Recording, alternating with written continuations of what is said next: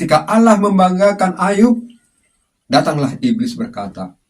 Kira-kira demikian dialog antara iblis dengan Allah. Iyalah, apa enggak setia dia sama engkau? Dia engkau berkati dengan memberikan anak dan istri dan harta yang melimpah.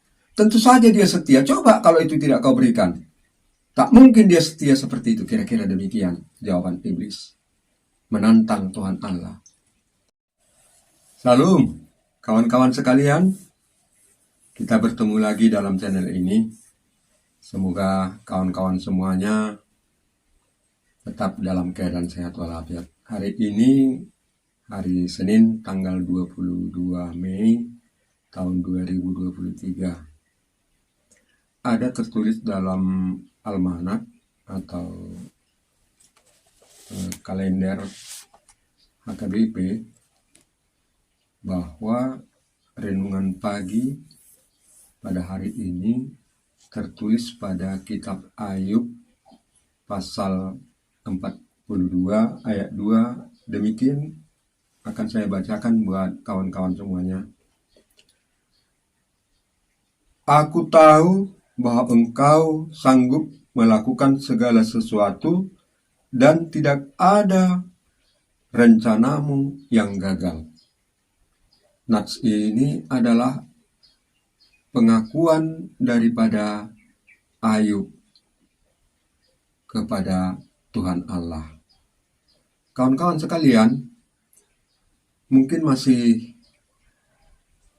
mengingat kisah tentang Ayub yang begitu tragis sekali ketika di dalam kehidupannya dia mendapat cobaan yang sangat berat dari iblis. Yang melakukan cobaan itu bukan Tuhan Allah, tetapi iblis.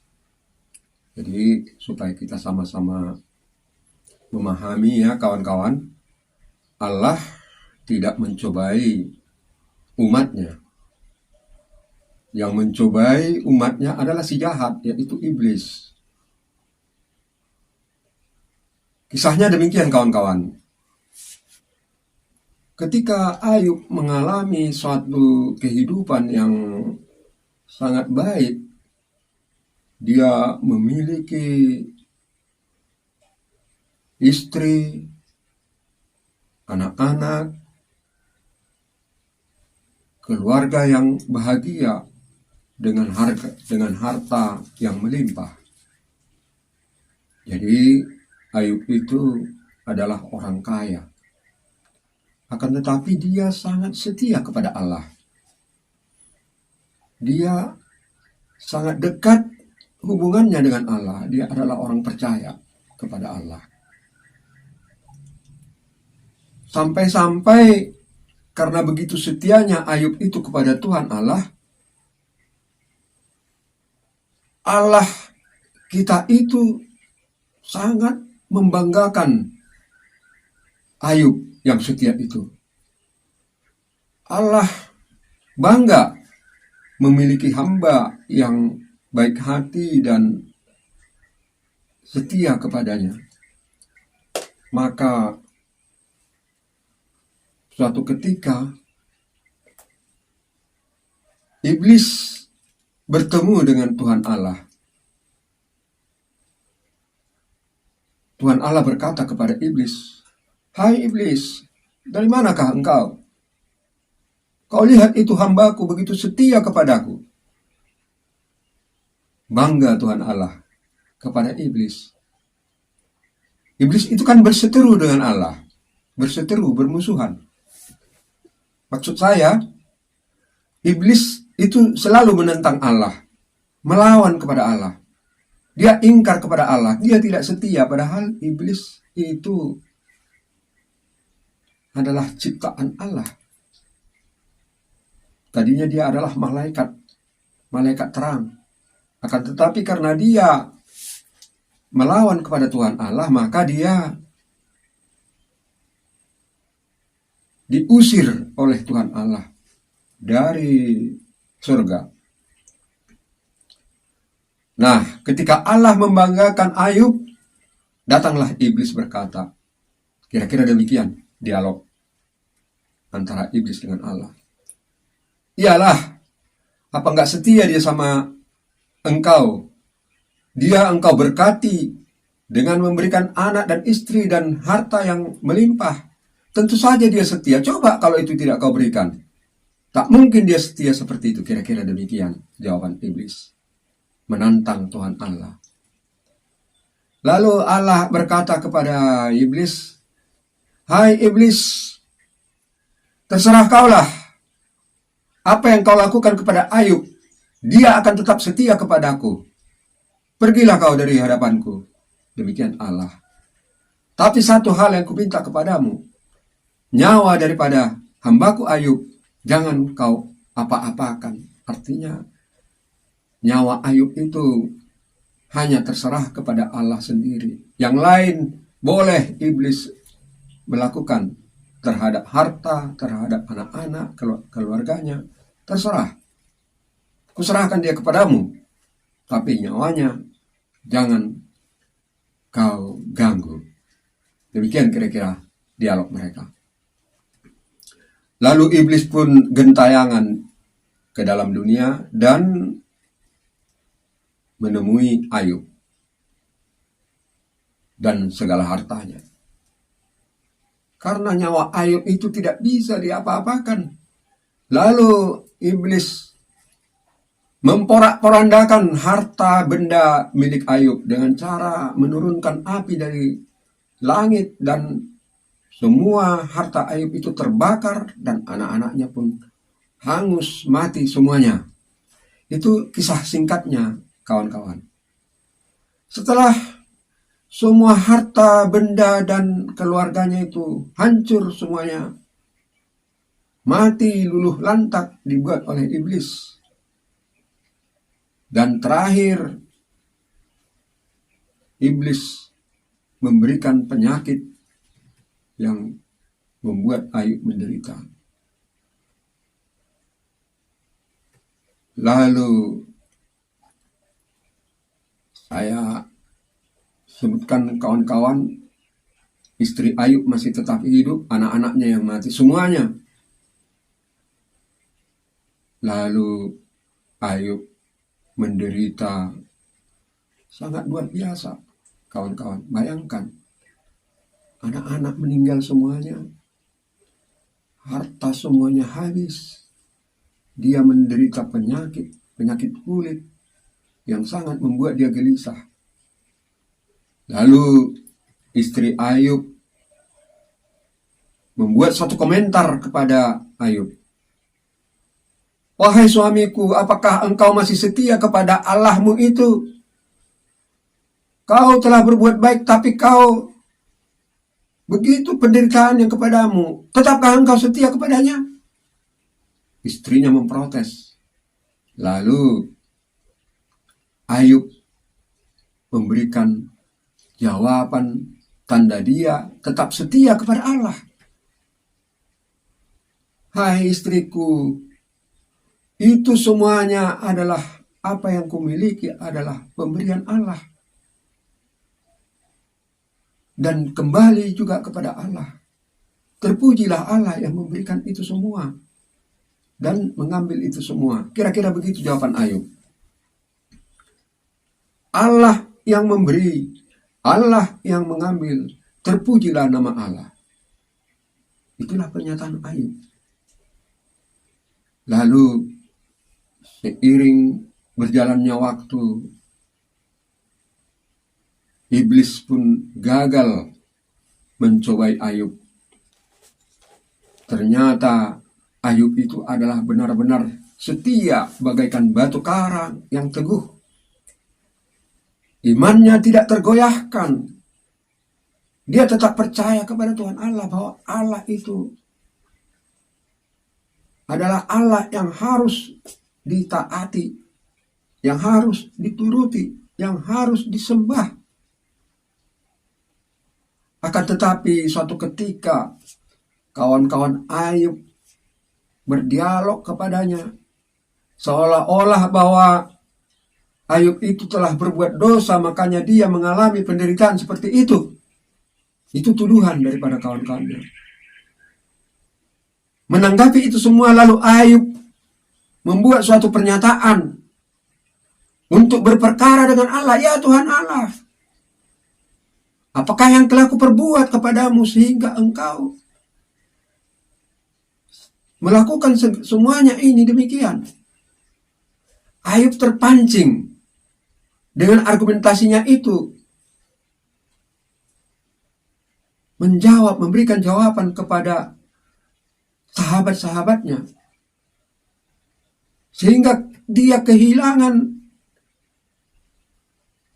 kepercayaannya kepada Allah. Makanya dia berargumentasi dengan Allah, berperkara dengan Allah. Apakah yang telah kuperbuat sehingga engkau melakukan ini kepadaku, ya Allah? Kira-kira demikian kata Ayub.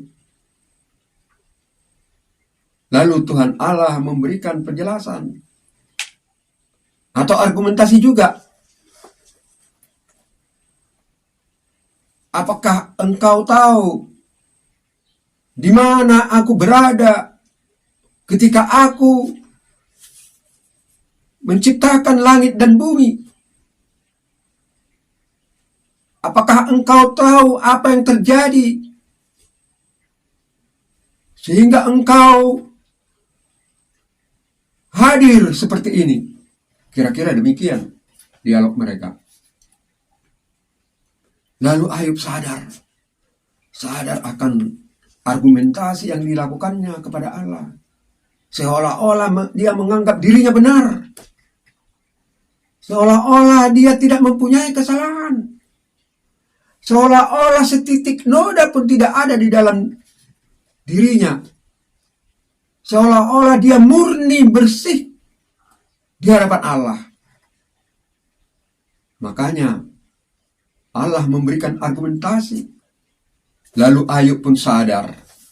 Ayub pun sadar telah membenarkan dirinya di hadapan Allah. Walaupun sebenarnya Ayub itu telah terpancing oleh sahabat-sahabatnya. Nah, ketika itulah Ayub memberikan jawaban kepada Tuhan Allah yang menjadi renungan kita pada pagi hari ini, yaitu yang tertulis pada kitab Ayub pasal 42 ayat 2. Aku tahu bahwa engkau sanggup melakukan segala sesuatu dan tidak ada rencanamu yang gagal. Ini suatu pernyataan pengakuan iman daripada Ayub untuk memberikan jawaban kepada Tuhan Allah. Bahwa Allah itu sanggup melakukan apa saja yang dia mau. Dan rencana Allah itu tidak ada yang gagal. Setitik pun tidak ada yang gagal. Rencana Allah itu akan tulus sampai tuntas. Nah, yang menjadi renungan kita pada kisah ini adalah bahwa sekalipun kita mengalami suatu penderitaan di dunia ini,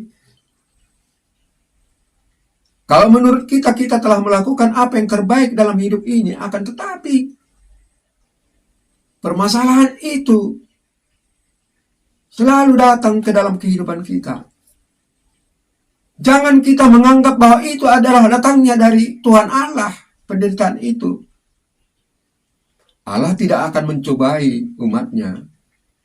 Allah tidak pernah melakukan sesuatu yang tidak baik kepada umatnya.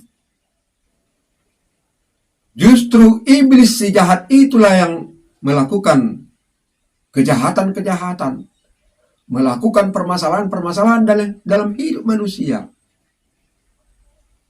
Namun di sisi lain dapat kita lihat bahwa Tuhan Allah itu mengizinkannya. Bukan datangnya dari Tuhan untuk mencobai, tetapi Allah mengizinkan iblis itu mencobai manusia itu.